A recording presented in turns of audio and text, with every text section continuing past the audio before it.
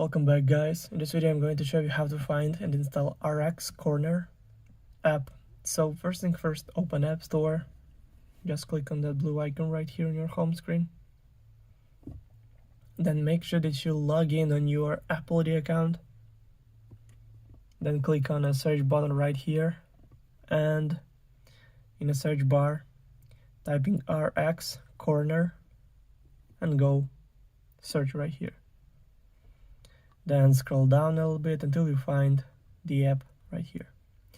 Then just click on that, then click Get, then confirm installation through Face ID or Touch ID or using password from your Apple ID account.